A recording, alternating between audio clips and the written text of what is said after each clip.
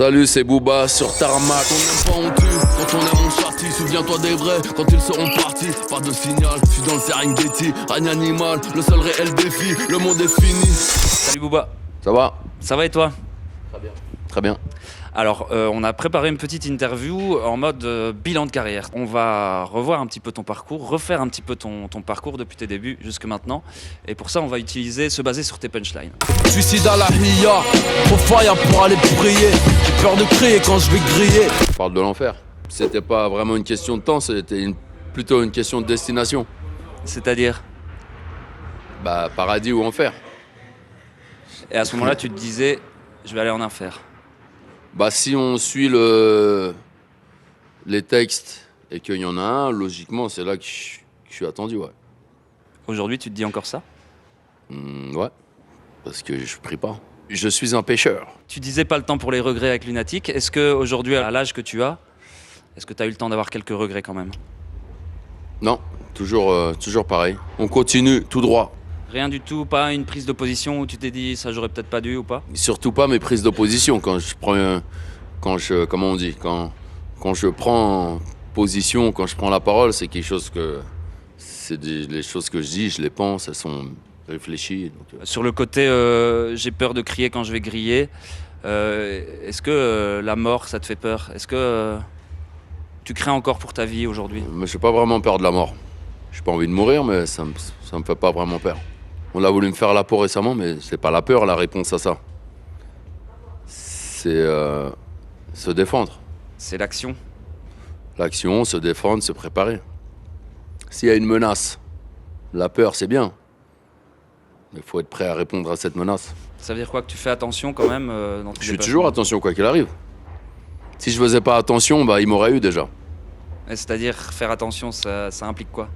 C'est-à-dire se méfier, être un peu parano, comme cultiver son instinct, garder son instinct. Des fois écouter les voix dans ta tête. Ramener ma part de progrès. Pour les je suis venu marquer mon temps, malgré mon teint. Ils bluffent ici malgré, c'est bien des noirs, des maghrébins. En quoi ta couleur de peau a pu être un frein dans ta carrière? En plein de choses. C'est un frein à l'éducation, un frein à rentrer en boîte de nuit, un frein à être accepté dans certains milieux, un frein à être motivé parce que tu vois pas de gens de ta couleur de peau à des postes intéressants ou importants. Un frein à main, quoi. Aujourd'hui, c'est encore un frein? C'est encore un frein parce que, regarde, je vais chanter ce soir devant 30 000 personnes, mais je suis en tête d'affiche. Je devrais jouer sur toutes les grandes radios, sur TF1, au Energy Awards, blablabla. Bla, bla, bla, bla. Ce qui n'est pas le cas. Et ça, c'est ta couleur de peau, tu penses, qui joue? Ma couleur de peau, mon discours, et le fait que je dise que c'est à cause de ma couleur de peau. Je dis ce que je pense. Donc forcément, il y a beaucoup de problèmes en France et ailleurs, et l'Afrique, et l'histoire, et il y a beaucoup de choses à dénoncer, il y a beaucoup de choses qu'on veut mettre sous le tapis, hein, que je mets en lumière, donc forcément ça dérange, mais c'est mon rôle, enfin, c'est qui je suis. Si ça me met des freins, ça me met des freins, on se débrouille. Je suis un pirate. J'avance, un pirate, c'est quelqu'un qui est en quête de liberté. C'est aussi la liberté d'expression et d'exprimer ce qu'on pense, si on en a envie. La jeune génération qui t'écoute aujourd'hui, elle connaît peut-être moins cette époque-là justement de Lunatic, de Time Bomb, de toi. Peut-être qu'elle connaît peut-être plus tes derniers sons et tes stories Instagram, plus que cette époque-là. Est-ce que toi, tu fais partie des gens qui estiment que quand on écoute du rap, quand on se dit amateur de rap, on doit connaître les bases? Pas forcément. C'est comme si je suis amateur de cinéma, je vais pas me taper tous les films en noir et blanc. Mm-hmm. Je peux commencer là où je commence et ça veut pas dire que j'ai pas de culture.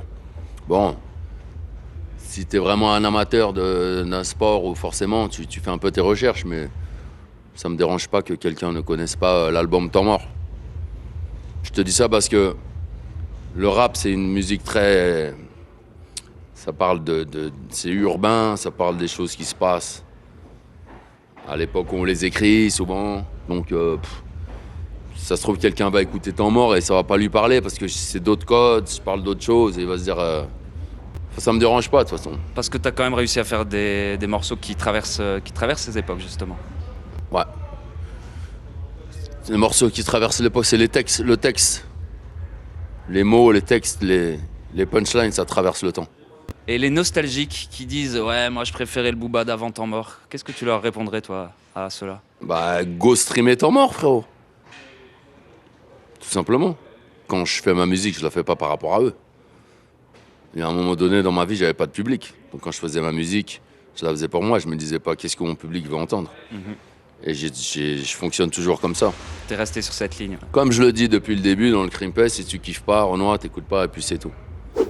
Un retour en France, c'est envisageable un jour? Pour tout te dire, si j'étais pas connu, peut-être. Mais tu vois, les petits plaisirs de la France, d'aller dans le sud, d'aller manger ta baguette, d'aller blablabla tranquillement, ça je l'ai plus vraiment, tu vois. Quand on t'avait reçu la dernière fois, tu avais dit que t'aimerais bien un jour aller dans l'espace. Ouais. Je sais pas si tu te souviens. Ouais, bien sûr. Le cosmos, c'est la base. C'est toujours un rêve ou ça devient un projet? Parce que maintenant c'est possible. Non, mais pour tout te dire, tu vois le Grand Bleu, t'as déjà vu le Grand Bleu? Ouais. Quand c'est Jacques Mayol, il s'appelle. À la fin, quand il part, il descend au fond et il part avec les dauphins. Moi, quand je te dis j'aimerais bien aller dans l'espace, c'est pas faire un tour de navette avec Elon Musk et prendre 2 selfies et redescendre. Moi, si j'y vais, c'est que je sais que je suis en fin de vie ou machin, j'ouvre la porte et je dégage. D'accord. Je pars comme Jacques Mayol, mais là-haut. Soigner sa sortie, quoi. Ouais, dans le calme.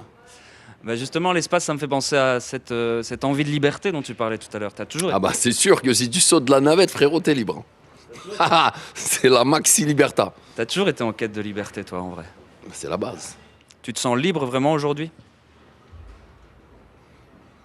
Je me sens libre parce que je gagne bien ma vie.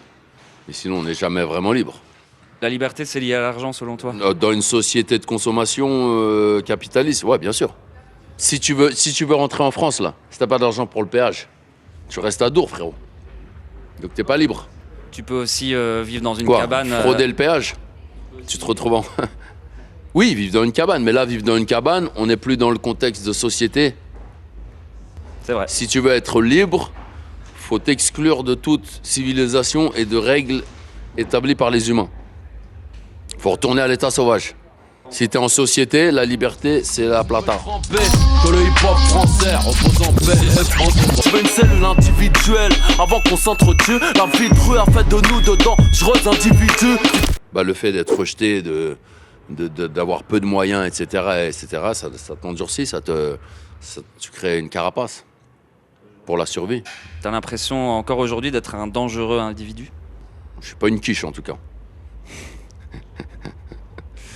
En quoi ce côté, justement, le titre du morceau, c'est Mauvais Garçon, ce côté Mauvais Garçon, ça a pu jouer... Bah, j'aime bien être le prédateur plus que la proie.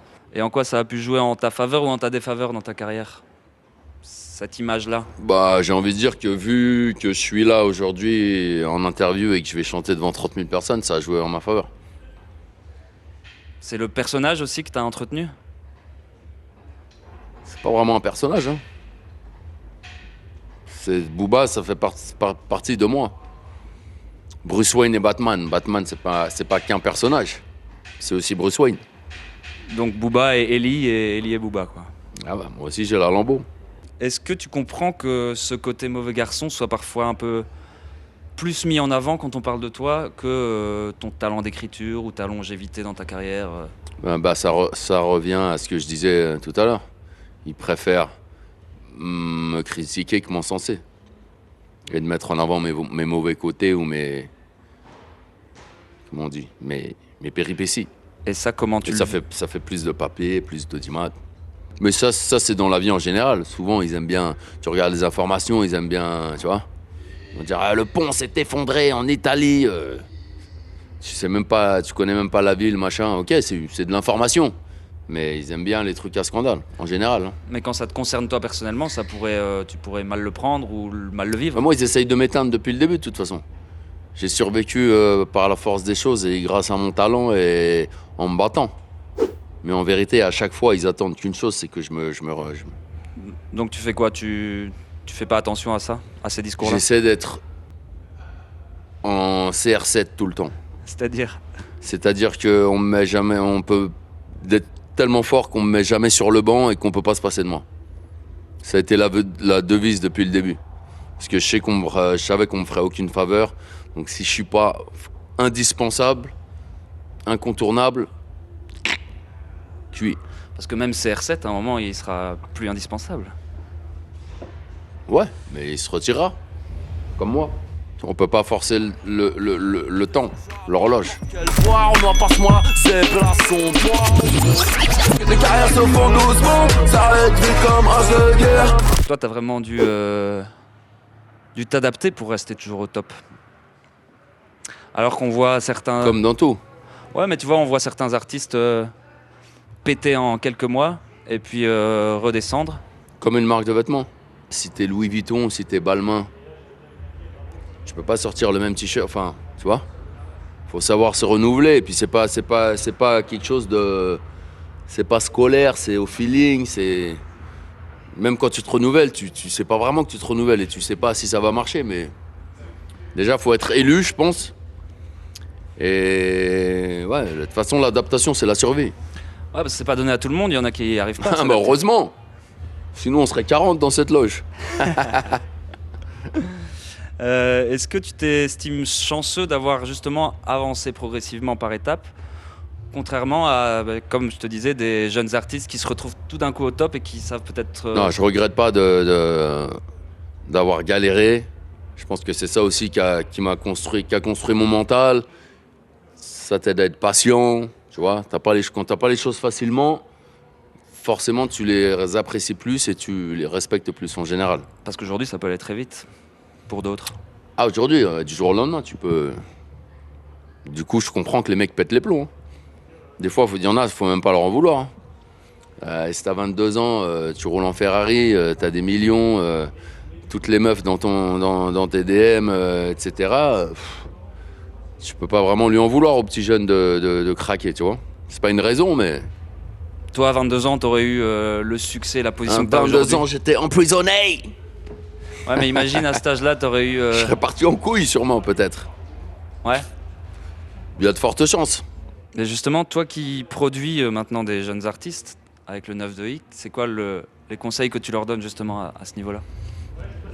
D'être pareil, de devenir CR7. D'oublier tout ce qui est médias, on me passe pas là, machin, on m'aime pas. Là.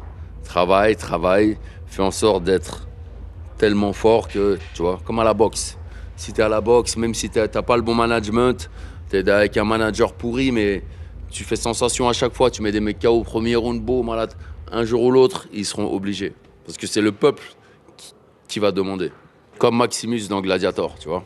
Face justement à cette nouvelle génération de rappeurs, il y a ceux qui disent ouais, les textes c'est pauvre, ça parle plus que de bicrave ou de meufs, ça a perdu ses bases revendicatrices. Toi, je trouve que t'as toujours été un petit peu... T'as toujours gardé les deux. Moi, c'est toujours la même chose. Qu'est-ce que tu penses de ce débat-là, toi? Il est plus vrai aujourd'hui qu'avant. C'est clair qu'il y a beaucoup de... Mais c'est normal, c'est dû au fait que les jeunes percent plus tôt. Donc forcément, qui dit percer plus tôt, dit moins de vécu, moins de réflexion, moins d'avis sur la vie. Donc encore une fois, tu peux pas vraiment leur en vouloir. Si dans les bellies, y'a pas dans les barrois. J'aime bien les rides, les cicatrices, l'imperfection. J'aime pas les filtres, ils nous apprennent à ne plus penser. C'est toi et moi, face à l'élite. T'arrives encore à penser, toi, dans cette époque? Tout le temps, H24. Aux pensées sombres, 92 artisanales bombes. Heureusement que je pense, putain. En fait, on est dans une ère où, pour moi, les gouvernements sont censés te protéger. Et on est dans une ère où tu sais plus trop, des fois.